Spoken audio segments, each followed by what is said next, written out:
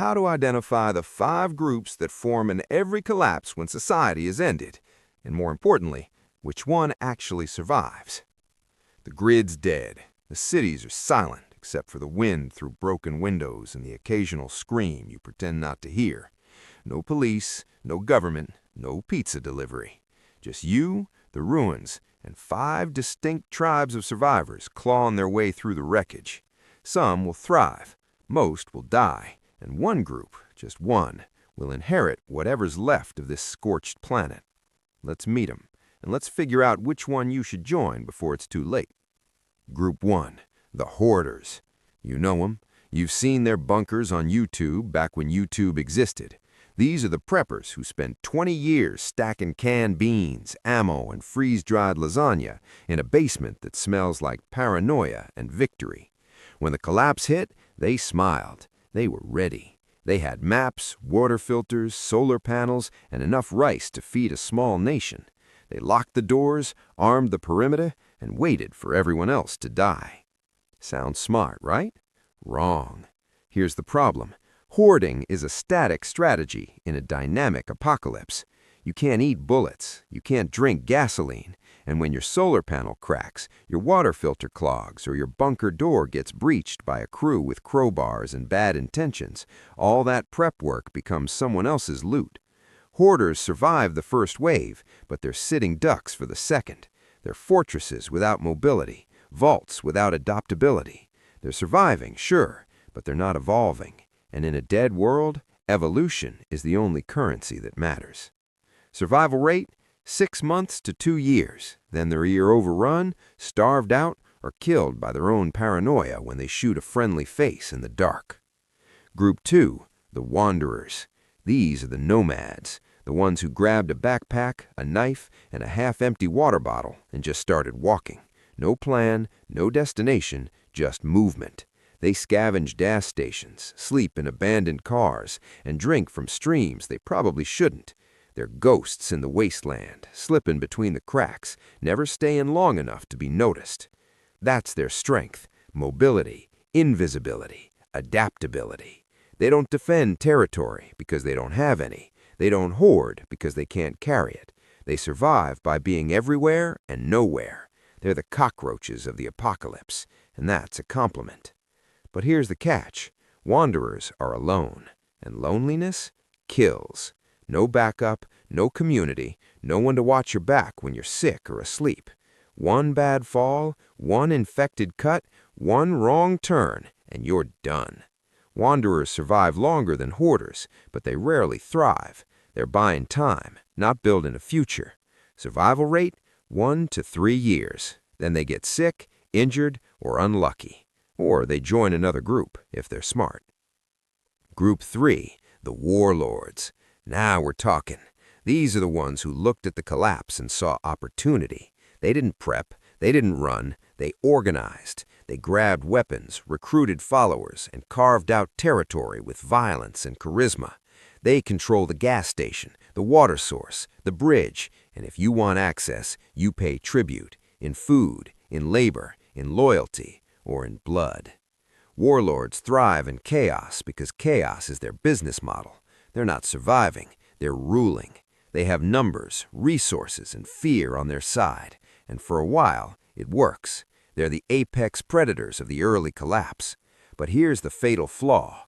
Warlords are unsustainable. They're built on intimidation and extraction. They take, but they don't create. They consume resources faster than they can replenish them. And when the wells dry up or a rival warlord shows up with better guns, the whole empire collapses, violently. Warlords burn bright and fast. They're fireworks in the dark, spectacular, deadly, and short-lived. Survival rate, 2 to 5 years. Then they're either overthrown, assassinated, or starved out when their territory turns to dust. Pause. 3 groups, 3 fatal flaws. The static hoarder, the lonely wanderer, and the unsustainable warlord.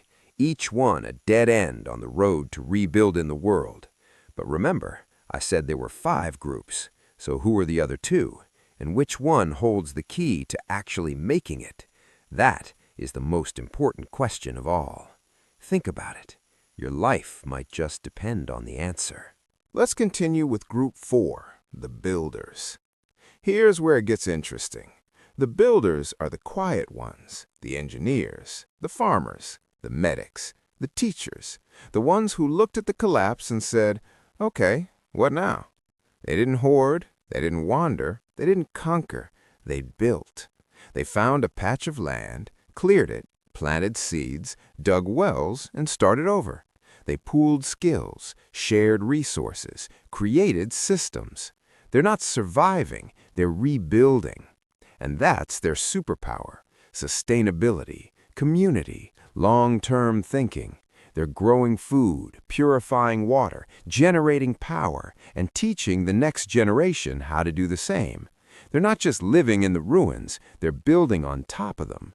They're the ones who turn a collapse into a renaissance. But they're vulnerable.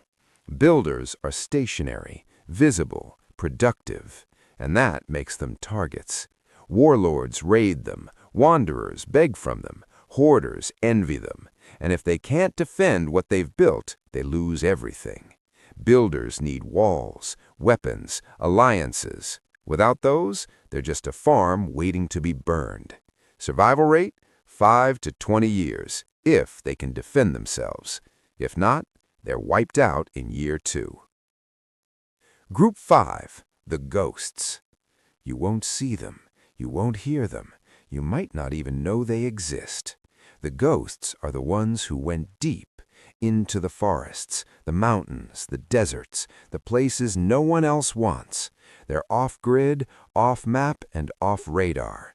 They hunt, they forage, they fish. They live like humans did 10,000 years ago, before cities, before agriculture, before everything that just collapsed. And they're thriving because they don't need the grid. They never did. They're invisible to warlords, irrelevant to hoarders, and unreachable to wanderers. They're the ultimate survivors because they've opted out of the entire game. No territory to defend, no resources to hoard, no community to protect. Just them, the wilderness, and the skills to stay alive. But here's the trade-off. Ghosts are isolated. They survive, but they don't grow. They don't innovate. They don't build civilizations. They're surviving in stasis, frozen in time, waiting for the world to rebuild itself without them. They'll outlast everyone, but they won't inherit anything. They're the last humans standing in an empty world. Survival rate? Decades, maybe longer. But they're not rebuilding. They're just existing. So, which group survives? Short term, the warlords and the hoarders. They dominate the early collapse with resources and force. Mid-term, the wanderers and the ghosts. They adapt, evade, and endure when the others burn out. Long-term, the builders, because survival isn't about lasting, it's about rebuilding. It's about creating something that outlives you. The builders are the only ones planting seeds, teaching skills, and thinking in generations. They're the only ones turning collapse into civilization. But here's the twist. The group that actually wins is the hybrid. The ones who hoard smart, wander strategically, fight when necessary, build sustainably, and ghost when the heat's on.